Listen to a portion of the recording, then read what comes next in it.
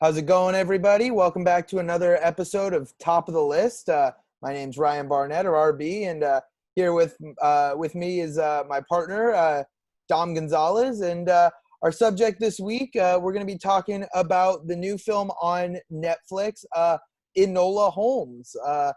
And personally, I thought this was a decent film. I enjoyed it. I don't know about you, Dom, but it was pretty good. Interesting concept. Based off of the young adult novels that followed the younger sister of Sherlock Holmes that were published in the mid to early 2000s, somewhere in that range. And I thought they did a good job. Yeah, I think one of the reasons we wanted to do this one is, honestly, I think I brought this one to your attention. It was at the top of my list, a new Netflix original movie starring, you know, one of our favorite characters, or at least one of my favorite characters from Stranger Things. Millie Bobby Brown plays Enola Holmes. She also plays Eleven in Stranger Things. So I was looking forward to see her getting into another Netflix franchise, which it has now been confirmed. This is going to be a series of films. There's going to be more than one, which, from our reactions, you can probably tell we're glad that we're going to be seeing maybe a couple more films with Millie Bobby Brown in the starring role. Along with another reason this one kind of caught my attention is Henry Cavill as Sherlock Holmes. I just had to see how that outcome was going to go. And while I would have liked to see him more in this movie, I think he did a good job in this one. So I think we should give our scores and overall thoughts without spoilers, and then we'll just go hit the spoilers and let's talk story details. So as of right now, I am sitting at kind of wobbling back and forth between a 7 and a 7.5. I think I'm going to go with the 7.5 for this one because I think this was a better than good film, but not quite that great or that 9 or above must-see status. It's a really good Netflix film. I think that's the best way I could put it. A really, really good Yeah, Netflix film. I think you said it really nicely. I'm going to give this one a 7.5 as well. It was definitely a good film, maybe a strike above good, but not quite great. But that being said, there were definitely far more positives I had about this film than negatives. I think, we'll get into that a little bit later. But yeah, 7.5 out of 10. Definitely worth giving a watch. Not a must-see by any means, but if you got time one afternoon or late night, put it on. It's very enjoyable. Yeah, absolutely. And I think before we go into kind of our spoilers, I want to talk about something that I was kind of reading earlier today, that this film is PG-13. Did you think it warrants that rating? Because when I read that, I thought, absolutely not. This is a family film. This is a PG film. What do you think? There were some scenes of, and I think I've read it, growing up and going to the movies and seeing the rating. I think the term that would be used would probably be like peril for why it was PG-13. Like Yeah, the scene, and I know this is a little bit of a spoiler, so I don't want to go too much into it, but like where he's the one of our antagonists is like trying to drown her. I mean, I could that see was a as a little dark. child that could be a little frightening, or where I don't want to go too far in, but his character and his story arc I thought was a little beyond just child or family movie esque. And same, you had some political implications as well. I don't know if And that makes it PG-13, but it makes it a more cerebral film I than think just a family film. absolutely, and I think that's part of it, is that the plot was a little more complex than your normal Yeah. family film. And I think that, like you said, there is more peril than you would normally see in a PG film, in a Mhm. Pixar film, Yeah. right? Which is kind of your generic PG film, is normally a Pixar or a DreamWorks. Um, but I would say that the star of this one is definitely Millie Bobby Brown. She Yes. does great. I didn't notice any flaws really in her performance from what I could tell.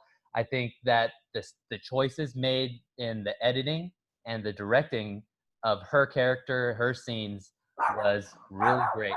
Mochi, how dare you? How dare you interrupt top of the list? Yeah, Mochi was not a fan of this film or many films. Slept through this one like she tends to do uh, when watching films. But no, I definitely agree there. How'd you feel about the other performances? We had Yeah. I think it was Sam Claflin, Claflin, yeah, Claflin and Henry from the Cavill. Hunger Correct. Games films. Yeah, Correct. no, I thought all around a great ensemble performance here. I'm not a big Millie Bobby Brown fan. I'm not. We've talked about this in our Netflix originals episode. I didn't love Stranger Things like everyone did. Blasphemous, I know. Um, but yeah, I did not buy in. I did not like her performance as 11. I thought she was very flat, and I thought in this she was fantastic. She was witty. She was funny. She was serious when she needed to be. I really liked the role she gave, or the performance she gave, and the role that she was given. I thought she played very well. This someone who's the smartest person in the room, and I love when she breaks the fourth wall and directly That's addresses the audience. Yeah, I that's what thought I she was was thinking great. was the best part of this. Yeah. I thought I loved the performance of Henry Cavill. I really really despise the Sherlock Holmes film series with Robert Downey Jr. Yeah, So I they're not that amazing at all, really. so They're I Yeah. truly enjoyed his performance as Sherlock Holmes, and now hearing that this is most likely going to be a series of films, want to see more of his character because Mm. I liked the scenes where he and Millie Bobby Brown played off of each other, whether it was that scene they were out by the tree where she was up in the tree, or even at the girls' finishing school where he shows up. I thought Uh-huh. there was some great chemistry between the two of them on screen.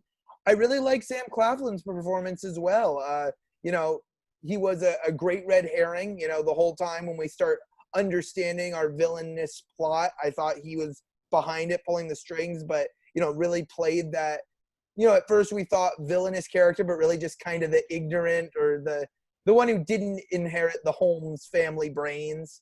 I think Yeah, I thought he's all in just all it was very more good. of he's more of like he's like an opposing point of view, not necessarily Yeah. the antagonist or Right, like the right, villain, yes. but I would say like he's the opposing force for Millie Bobby Right. Brown's like kind Well, of like the go ahead. have we discussed or have we said this is the spoilers portion yet? Because No, yeah, because I have a okay, few more things, okay. non-spoilers still. Then So, I will hold off on my point on Sam Claflin and his okay, character. But last, I want to say just I yes. thought the performance, and she's one of my favorite actresses, I was of gonna Helen that was Bonham my next Carter was yeah. fantastic. I mean, a minimal role, but when she was on screen, definitely a great performance, and I thought a great casting job too. I thought the way they made Millie Bobby Brown look, she looked exactly like Helen Bonham Carter, and I thought the way they played together too was fantastic. Yeah, I mean, you take the words right out of my mouth, man. I was going to say another addition in this ensemble that was really great. I do have to say a short amount of screen time for Ellen Bonham Carter, but she did great with the time she was given, and the the emotional pull is her mom is missing. She has to go find her mom. That's not a spoiler. That was said in the trailer, and I think that her character kind of like the way she portrayed in the flashbacks that we got to saw, it helped us with that emotional follow through of this Absolutely. is our character's motivation, and it made sense. That's the strongest part of this movie is the motivations of Millie Bobby Brown and everything she does. It for the most part makes sense. It's a logical motivation to go on this kind of adventure. Now, we've said that what we need to say on Helen the Bottom Carter, but there's one big character left that I did not know was a big part of this movie, which you could kind of say is kind of not the romantic interest, kind of the young, I Yeah. guess I forget his name in the. Yeah. Yeah, go ahead. Tewksbury. Tewksbury, yeah. And Yes. what do you know his Louis Partridge. Louis Partridge? I And thought this he was did his good. first major role. Yeah. Yeah, I thought he did Um, good. Not anything great, not anything above or exceptional. yeah. I think he did a suitable job. Yeah, I mean, I thought he was a caricature of, what the film was trying to discuss. And once again, without going too far into spoilers, I felt like he very much was given a role to play of, he was a representation of changing times. Yes. And I think he played that well. I wouldn't say he was above and beyond fantastic. Right. I felt like a lot of scenes he was just there and had some, quippy Yeah. lines, but he was all right. Yeah.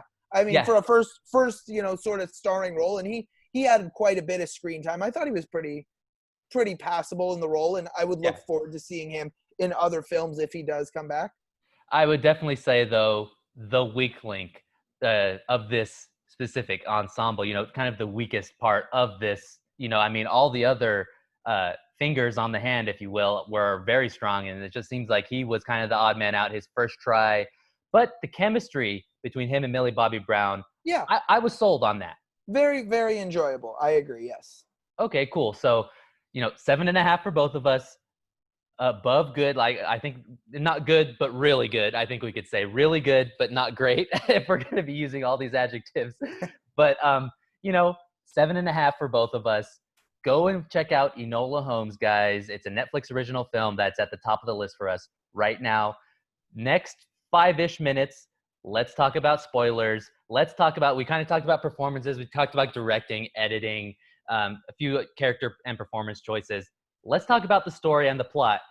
For me, the plot was the weakest part of this movie. Yes. I feel like we just said this in the Devil All the Time review, but I got a little bit lost in this one. I think they could have done a better job of lining up each beat better to flow. Am I alone on this, or what do you think? No, absolutely. I felt like that was the one thing that really hurt this film was, to me, it was very disjointed. We had multiple plots going on at once, and they didn't all intertwine well. I felt like the film was drawing to a close when, we had Millie Bobby Brown, rescuing Tewksbury, and he gets his vote in Parliament, and the film was drawing to a close. And then we had 30 more minutes of film where we had to close off the portion of Sherlock and Mycroft, right? That was the other brother. Yeah. And Millie Bobby Brown's character, Enola, and what was going to happen there. And then we had to figure out what was going on with the mother. I mean, the whole beginning of this film was all about her finding her mother. And then it felt like halfway through the film, that entire plot was dropped and then just picked up right at the end. She was, we had that great scene where she's standing outside of Parliament and she's talking to Tewksbury and he talks about his vote. And then she's saying, wrapping everything up, and she looks in the newspaper and she goes, "Oh, my mother finally responded to one of my messages." Yeah. And I think, understand. Yeah. Go ahead. Yeah. And I think you said everything that was exactly what I thought about the plot of this one. Specifically, I think it's the political things that kind of, not necessarily that I didn't understand it. It was just that I didn't think it was that interesting or like it was that crucial. It didn't feel like it was really in the moment. Like all the best Sherlock Holmes stories feel very in the moment. Like there's something that needs to be discovered. Like you're always on the edge of another discovery. To me, this felt like it was more of a, like you said, it's about the world changing instead of this really great mystery thriller, which is what I always want from a Sherlock Holmes movie. I have never gotten that, guys. Like Ryan said before, the Robert Downey Jr. films do not satisfy me enough. I have not gotten the mystery thriller I've wanted from a Sherlock Holmes tale. Me being an English major, that hurts me pretty bad. But this one was good family comedy that was also had a little bit of a detective. Yeah. So I do want to circle back to the political points, as I do think, even though the plot is disjointed, that's our unifying feature. We have the Tewksbury storyline, which circles back to him getting his vote in Parliament, like his father, who was also killed, to vote for this reform. We have Mycroft, who is constantly complaining about reform and how it doesn't need to be done, which is why he's somewhat of a villain, even though he's not our primary antagonist. We've got the finishing school, which is, completely the opposite of change, training young women to keep their mouths shut and be proper wives and not have a say. We have Helen Bonham Carter, who is a suffragette, who, and for those who know much about history, the suffragettes in England, they got their point across, but they made very much, terrorist-like moves. We see that scene where she sees the gunpowder. They had to get their point across somehow, but, that all goes into this as well.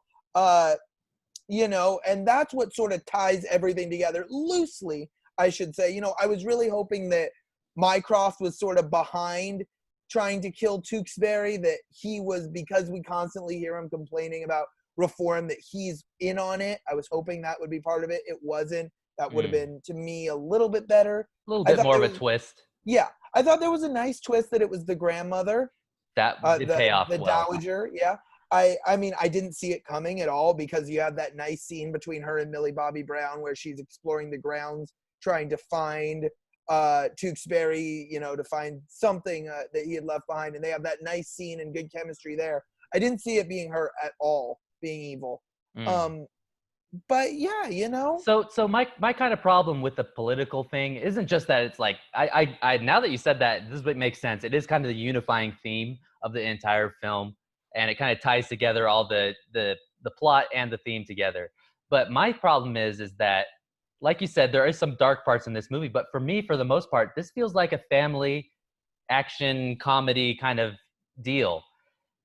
But that's the other thing, is kind of feels disjointed for this reason as well, is that then they try to go dark in some areas, like Millie yes. Bobby Brown almost drowning, or the guy unloading this double barrel shotgun on these two kids. Mm-hmm. Like that's kind of dark. So for me, it's like, I'm glad they're making more, because I want them to fully commit and make a family comedy with a little bit of action. Or they could push this one to the boundaries a little bit more. It's already got the PG-13 rating. It's already on Netflix. Let's go a little darker next time. Let's get her into more of a more dangerous situation, a more near-death state, where she's always being on the edge of death or something, or like she gets poisoned at some point, or I want them to go a little bit darker in the next films. If they do go that route, that would be satisfying for me. Now, one other major dislike I did have that has to do with Henry Cavill's Sherlock is there's some really good things and some things that I didn't like. I was disappointed to find that he is just chasing Enola this entire film. I wanted to see him doing some actual detective work, which we get little glimmers of how great of a detective he is, just like him being able to figure out the newspaper messages, like him being able to figure out the newspaper with the two boys jumping off. Like he immediately knew that was probably Enola, and then he was able to trace things back. But for me, for the most part, it felt like he's just kind of chasing Enola this whole movie. I don't know. What do you think? I mean, I think that's to make a point that as smart as Sherlock Holmes is, this world-renowned, detective, I think it's supposed to circle back that Enola is that much smarter. And the only reason that she doesn't get the recognition or doesn't even get a chance is because she's a woman in these trying times in England. And I think that's why it's super important. And I love the last line and the lasting message of the film, that I think she says, "The future is ours," or something along those lines, as she's breaking the fourth wall. And I think that's addressing a younger female audience who's watching this film, which I love. I think it's an awesome message behind it, because still, even today, I mean, we see it with, without getting too much on my soapbox here with politics, we don't see equal pay for women in the workplace. We don't see equal treatment, despite how far we've come from, 1800s England. So I do like the message behind it, and I think it comes at a very poignant time. But I think that's why we have, Sherlock Holmes is somewhat baffled by Enola, And he's not the main character. Yeah, that's true. Yeah, that too. Which is a good thing.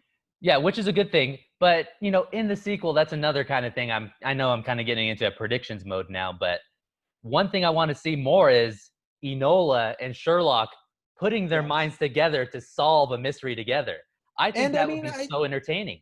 I'm assuming we're probably going to see that, as we saw at the end when we see Mycroft and Sherlock meeting, that Sherlock is taking custody of Enola, or she's taking her on as his ward. Exactly. So I think that should be interesting. I mean, personally, I don't know. I know there were 5 books in this series, just on doing some brief research before. I don't know how involved he was. This was the first book in the series.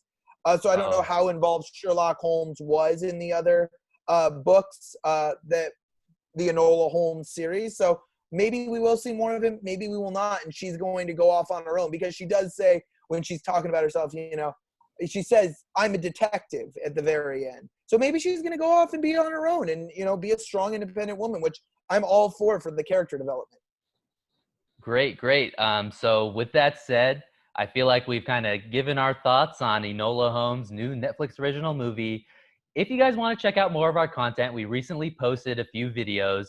We did a trailer reaction on WandaVision. We did a trailer reaction on Mandalorian. Those are YouTube only. And then for YouTube and Spotify, Apple Podcasts, Google Podcasts. We also did a couple reviews lately, Ryan. Namely, the one people have been waiting for a long time because I was off in the hospital. Cobra Kai season 2. We finally get it. We finally got it. Did it. It's done. It's on our channel. It's on our podcast. Go ahead and check that out. I think we had a lot of fun doing that one.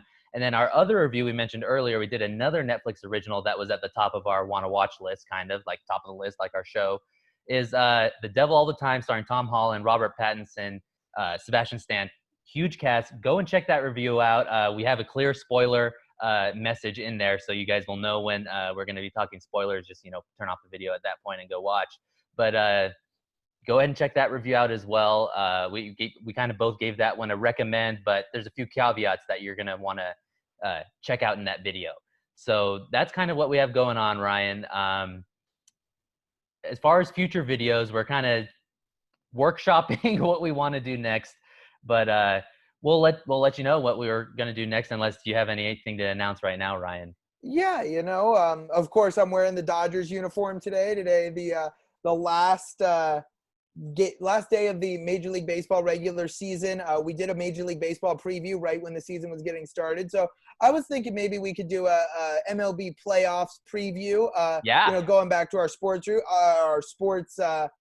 sort of caveat sidebars that we sometimes do. Of course, that's going to be on the top of my list for the next couple of months, the MLB playoffs, and keeping up to date with that. So maybe that, of course, Netflix continuing, as well as Hulu and Amazon Prime Video and Disney Plus, rolling out awesome original content. So we'll have plenty to talk about in the coming weeks. And like Dom said, we'll keep you updated. Yeah. So stay tuned to find out what's next on Top of the List, and we'll see you in the next episode, guys. Have a great week. Great week.